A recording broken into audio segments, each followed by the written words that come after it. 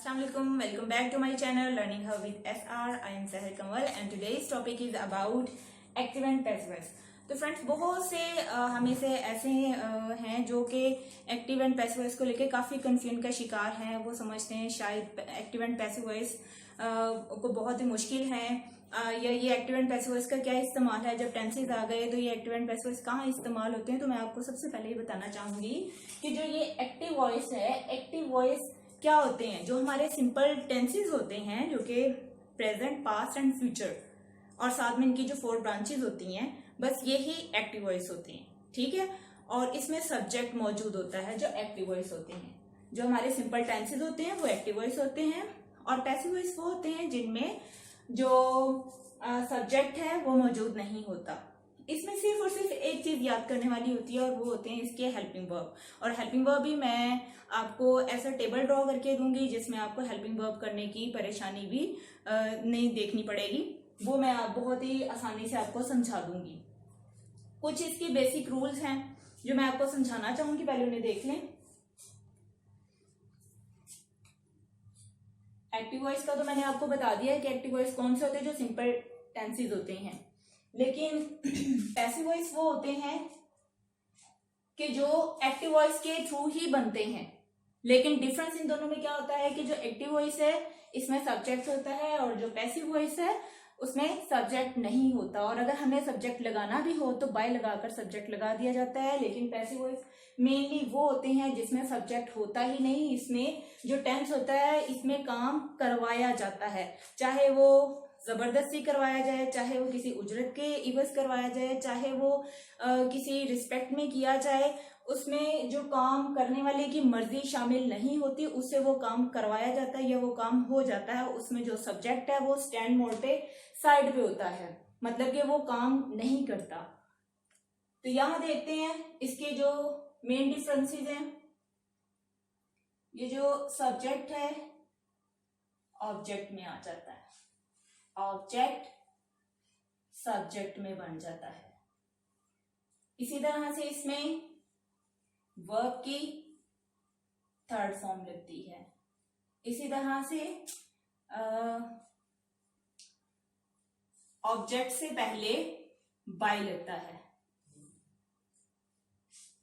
Before object. Object कौन सा होता है, जो हमने सब्जेक्ट ही बनाया होता है। उससे पहले जब हम उसको सब्जेक्ट में कन्वर्ट कर देते हैं तो वो ऑब्जेक्ट बन जाता है, उससे पहले हम बाय लगाते हैं।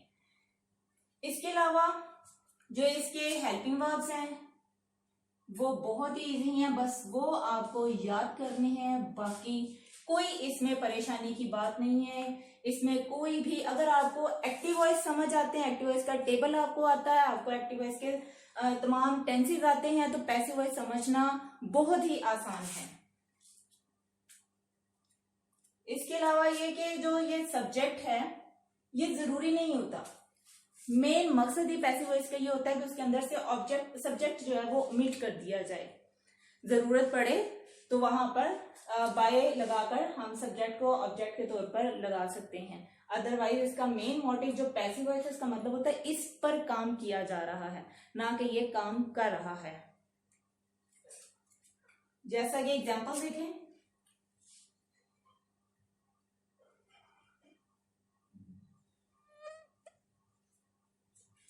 Ali writes a letter। यहां देखें, अली सब्जेक्ट है, ये वर्ब है और ये ऑब्जेक्ट है, ठीक है। यहाँ पे सब्जेक्ट, वर्ब, ऑब्जेक्ट। वैसे भी सेंटेंस स्ट्रक्चर जो है वो क्या होता है, सब्जेक्ट होता है, वर्ब होता है और ऑब्जेक्ट होता है एक्टिव वॉइस का, ठीक है। एक्टिव वॉइस में subject, verb, object, subject, verb, object आ गया। टेंसेस के हिसाब से इसके साथ एस का इजाफा लगा दिया, या जो भी हेल्पिंग वर्ब वगैरह लगता होगा वो उसको फॉलो किया जाएगा। अदरवाइज जो बेसिक जो स्ट्रक्चर है वो यही है कि subject, verb and object. Urdu से जब भी हमने इंग्लिश में टेंस बनाना है, ट्रांसलेट करना है, तो हम इस फॉर्मूले को फॉलो करते हैं, इस स्ट्रक्चर को फॉलो करेंगे। अब क्यों क्योंकि एक्टिव वॉइस मैंने कहा कि अगर आपको पहले से ही आते हैं तो पैसिव वॉइस समझना बहुत आसान है, क्योंकि पैसिव वॉइस में हमने सिर्फ और सिर्फ वर्ब और ऑब्जेक्ट को देखना है, सब्जेक्ट है इसमें है ही नहीं है। सब्जेक्ट तो बहुत ही अगर कभी हमने लगाना है तो लगा सकते हैं। एक्टिव वॉइस में हमें तीनों चीजें देखनी पड़ती हैं। पैसिव वॉइस में सिर्फ और सिर्फ वर्ब और ऑब्जेक्ट होता है। अब यहां देखें कि यहां पर अब सब्जेक्ट अगर हम इसको मेंशन करना चाह रहे हैं तो ठीक है, अगर हम नहीं करना चाह रहे तो हमारा पैसिव वॉइस सिर्फ इन्हीं के थ्रू ही कंप्लीट हो रहा है। और पैसिव वॉइस का टेंसेस के अलावा इस्तेमाल ही सिर्फ ये है कि हम कुछ काम जो अपनी मर्जी के बगैर या जबरदस्ती करते हैं तो उनकी जब हम इंग्लिश करते हैं तो उसके लिए कौन सा तरीका होगा कि जैसे कि Ali drives a car is driven by Ali, Ali car चलाता है लेकिन अगर उसमें अली की मर्जी शामिल नहीं है तो उससे चलवाई जा रही है, ठीक है। तो इसी तरह से Ali writes a letter, Ali खत लिखता है, लेकिन अगर अली खत लिखना नहीं चाहता लेकिन लिखवाया जा रहा है तो उसके लिए क्या होगा, अ लेटर फॉर्मूले को फॉलो करते हुए। ये ऑब्जेक्ट है एक्टिव वॉइस का, ये सेंटेंस जो है ना ये एक्टिव वॉइस है। तो एक्टिव वॉइस में सब्जेक्ट वर्ब ऑब्जेक्ट, लेकिन जब हमने पैसिव वॉइस में चेंज करना है तो सब्जेक्ट इसमें चला जाएगा ऑब्जेक्ट में, ये इस जगह आ जाएगा और ये इस जगह आ जाएगा। अ लेटर, उसके बाद जो मैंने आपको बताया हेल्पिंग वर्ब, ये मैं आपको टेबल बनाती हूँ तो उसमें मैं आपको समझाती हूँ, लेकिन आप फिलहाल देखें अ लेटर इज। उसके बाद थर्ड फॉर्म लगेगी, जो मैंने बताया इसमें कि थर्ड फॉर्म लगती है। अ लेटर इज वर्ब की थर्ड फॉर्म तो राइट की, सेकेंड फॉर्म रोट और थर्ड रिटर्न। अगर हम देखें तो हमारा मोटिव पैसिव वॉइस यहीं पे ही कंप्लीट हो जाता है, लेकिन अगर हम सब्जेक्ट का भी बताना चाह रहे हैं तो हम यहां पर बाय लगाकर सब्जेक्ट भी मेंशन कर देंगे। मेन ये है कि जब भी आपने आइडेंटिफाई करना है कि एक्टिव कौन सा पैसिव वॉइस कौन सा, तो सबसे पहले आपने देखना है अगर तो सब्जेक्ट मौजूद है यहाँ स्टार्ट में, ये फॉर्मूले के हिसाब से अगर सब्जेक्ट मौजूद है तो क्या वो एक्टिव वॉइस है, जैसे कि यहाँ पर सब्जेक्ट मौजूद है। अगर सब्जेक्ट नहीं है तो क्या वो पैसिव वॉइस है। फिर वो आपकी थर्ड फॉर्म लगी होगी, ये भी उसको आइडेंटिफाई करने में आसानी रहेगी। इसके अलावा a letter is written by Ali, हमने पहले वर्ब को देखना है, ये वर्ब को देखने के बाद हमने इसका ऑब्जेक्ट देखना है, ठीक है, या सब्जेक्ट की तरफ आना है। वर्ब और सब्जेक्ट को देख के फिर हमें उसका पैसिव वॉइस बना देना है। नेक्स्ट एग्जांपल देखें।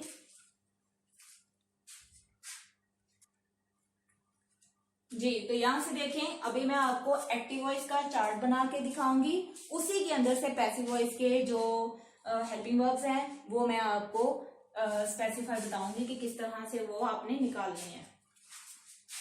जैसे कि प्रेजेंट इंडेफिनेट है, फिर ये पास्ट का है और ये फ्यूचर का।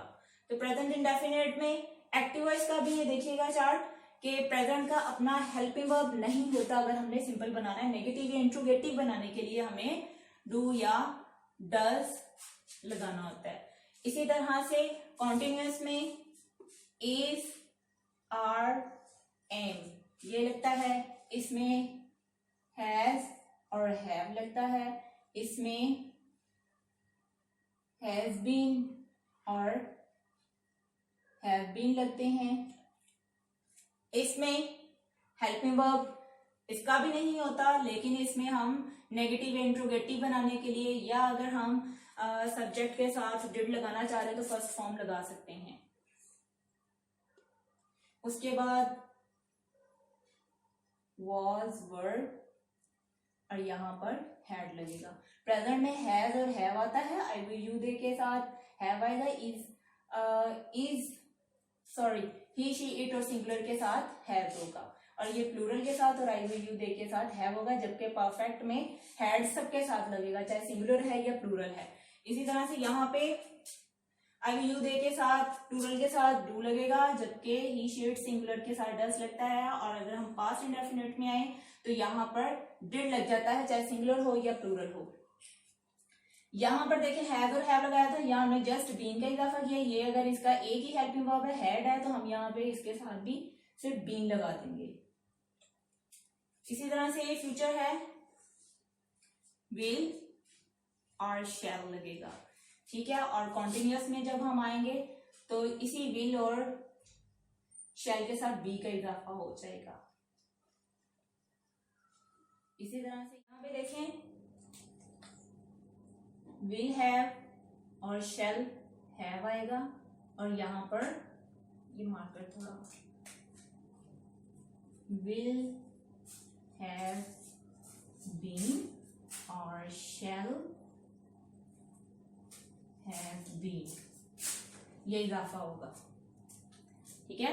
ये जो चार्ट मैंने बनाया है ये मैंने एक्टिव वॉइस का बनाया है, और इसी में से ही मैं आपको पैसिव वॉइस के हेल्पिंग वर्ब्स बनाना सिखाऊंगी। बहुत ही इजीली ये बनाना जरूरी था। इसके अलावा इसको डिटेल में देखने के लिए मैं डिस्क्रिप्शन बॉक्स में लिंक डाल दूंगी अपनी प्रीवियस वीडियो का, जिसमें मैंने इससे related complete detailed video upload की हुई है।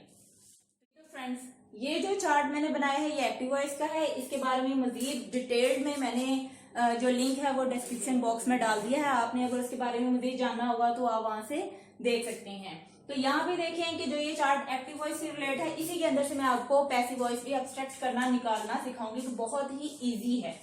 यहाँ पे देखिए फर्स्ट ऑफ ऑल तो जो ये एक्टिव वॉइस के हिसाब से टेंसेस 3 हैं, प्रेजेंट, पास्ट, फ्यूचर, लेकिन इनकी आगे फर्दर 4 ब्रांचेस हैं, तो इस हिसाब से ये टोटल हो गए 12।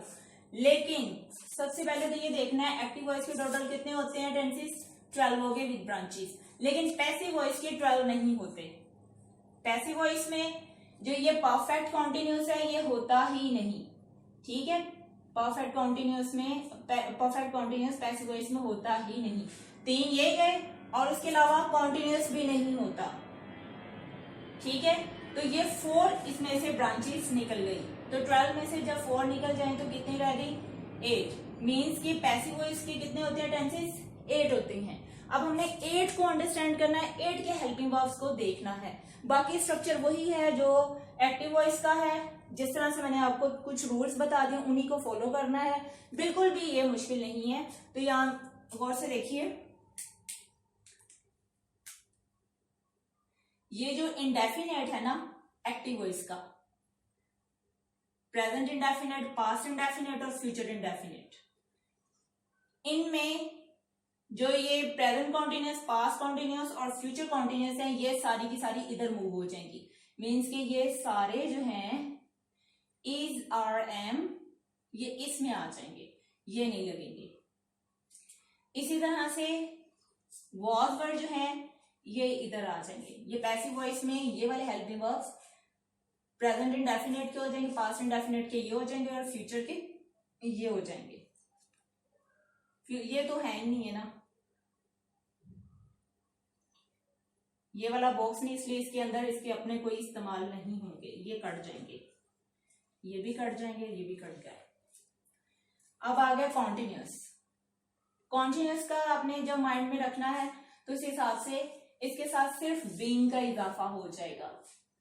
Being, is being, are being, am being, इधर भी जस्ट हम बीइंग का इजाफा करेंगे, हेल्पिंग वर्ब यही रहेंगे।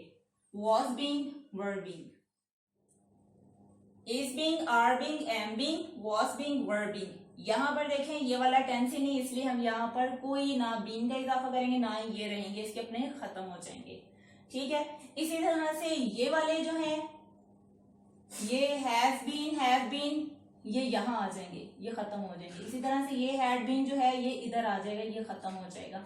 इसी तरह से विल हैव बीन और शैल हैव बीन, ये इधर आ जाएंगे और इसके अपने खत्म हो जाएंगे, ठीक है। अगर आपको एक्टिव वॉइस का टेबल आता है तो पैसिव वॉइस का टेबल याद करने में आपको बिल्कुल भी दुश्वारी का सामना नहीं करना पड़ेगा, बहुत ही आसान है। अगेन मैं आपको समझा रही हूँ कि ये एक्टिव वॉइस के थे 12 टेंसेस, पैसिव वॉइस के 8 हैं, क्योंकि पैसिव वॉइस के जो परफेक्ट कॉन्टिन्यूअस है वो नहीं होते, इसलिए हमें इनके हेल्पिंग वर्ब भी याद करने की जरूरत नहीं है।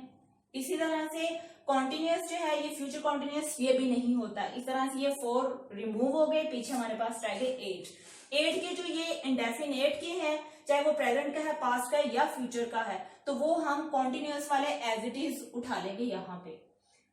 मतलब यहाँ प्रेजेंट इंडेफिनिट पैसिव वॉइस का कोई भी टेंस होगा तो हमने वहां पर कॉन्टिन्यूअस वाले माइंड में रखना है कि एक्टिव वॉइस के जितने भी कॉन्टिन्यूअस के हैं, चाहे वो प्रेजेंट, पास्ट या फ्यूचर है, उसका हमने इंडेफिनिट में यूज करना है। सिर्फ आपने ये ध्यान में रखना है कि कॉन्टिन्यूअस वाला सारा इंडेफिनिट में यूज करना है, और जो कॉन्टिन्यूअस का अपना है उसके सिर्फ ये दो ही होंगी, प्रेजेंट और पास्ट वाले, उनके साथ जस्ट हमने बीइंग का इजाफा करना है। उसके अपने भी एग्जिस्ट करेंगे बट उसके साथ हमने अगर इजाफा करना है तो किस चीज का, बीइंग का।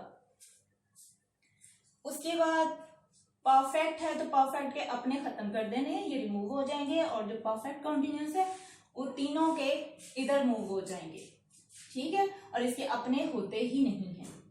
तो अब आए कुछ एग्जांपल्स देखते हैं जी। यहाँ पर कुछ एग्जांपल्स हैं। सबसे पहले एग्जांपल है आई लॉस्ट द प्राइज, मैं इनाम खोता हूँ या मैं इनाम खो देता हूँ।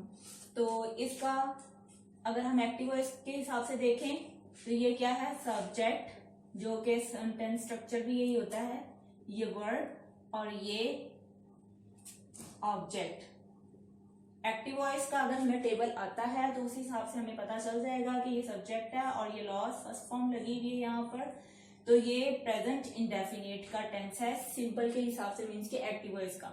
तो उस हिसाब से पैसिव वॉइस जब हम बनाएंगे तो पैसिव वॉइस में जब हम प्रेजेंट इंडेफिनिट का टेंस बनाएंगे तो वहां पर इज, आर, एन का मैंने बताया है टेबल में कि इनका इस्तेमाल होगा। तो यहाँ पर जो सब्जेक्ट है वो ऑब्जेक्ट, ऑब्जेक्ट सब्जेक्ट बन जाता है। तो यहाँ ये जो ऑब्जेक्ट है ये आ जाएगा स्टार्ट में, द प्राइस, और द प्राइस सब्जेक्ट बन गया है, ये एक ही है सिंगुलर, यहाँ पर हम लगाएंगे इज, द प्राइस इज, फिर हमने क्या लगानी है, थर्ड फॉर्म, उस हिसाब से द प्राइस इज लॉस्ट की थर्ड फॉर्म है लॉस्ट, लॉस्ट। और जब हमने सब्जेक्ट अगर लगाना है, यहाँ लगेगा अगर हम बताना चाह रहे हैं कि किससे ये जो प्राइस है ये खो जाता है या कौन इसे अचीव नहीं करता, तो वो ये आई है। तो आई को जब हमने यहाँ पर ऑब्जेक्ट बनाना है उससे पहले हम लगा लेंगे बाय।